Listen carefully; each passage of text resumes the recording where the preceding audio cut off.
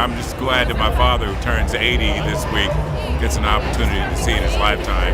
It's just a long time coming, and it seems like we're starting to move in the right direction. We've got a long ways to go, but we're heading that way. Oh, the man is obviously very intelligent, and it means change. We've had like 8 years of disaster policies, disastrous negotiating and our standing in the world. I mean, so many people around the world, they view our country as being evil. And I think it's an opportunity for it to change the face of America, especially to people that used to respect us that no longer.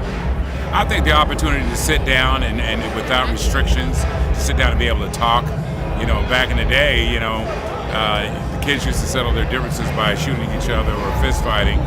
Where now, while we're going back to becoming adults again, where we're going to actually sit down and talk about issues that affect us and that we have in common with other countries, and do it as adults instead of being bullies. It's a historical event, and I want to be part of history. I want to take part in the festivities, and this is one of my moments that I've been to D.C., but this is a special moment for me. Well, when you look about the dream of Martin Luther King, about the future of many other Americans in the plight that we are in now? Well, I was thinking about it today, and for me, I think it resonates what I think the slaves felt back when they heard the Emancipation Proclamation. One never imagines what it's like to live history until one is actually experiencing it. So for me, I am actually living history, and the way I connected was I went back in time and figured what it must be like to have lived as a slave hearing the Emancipation Proclamation.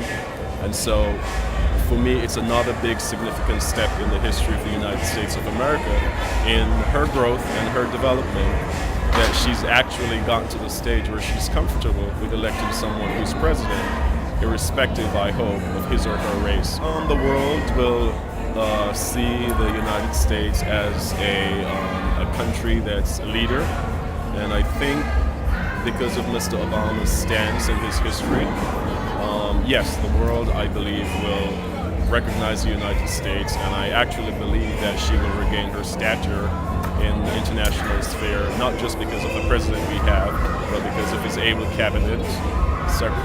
Secretary of State Designate Clinton, I think, will do a great job. Our Attorney General Designate Holder. So I'm very excited and hoping that this is the beginning of the healing. It's the beginning of the end, where instead of being a white American, a black American, a Native American, we all will be Americans. Everybody wants to get their picture taken with Obama. Just celebrating the 44th president, Barack Obama, the first African-American president. It's a special moment. Just want to celebrate. Change. It means a progressive America. It means just a whole lot.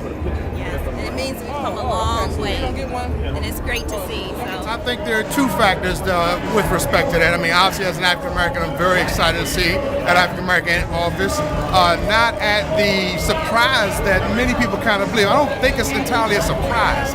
I think it's one of the things that is kind of inevitable as the country grows. The outlook on how to run this country changes, and the qualified individuals, the next generation, there'll be an even person that will be greater than Barack. I look forward to what Barack will spawn from him being president. It means a new beginning. It means a chance for real change for the people. Change only occurs through revolution. So if one can revolutionize their mind, their soul, and their body.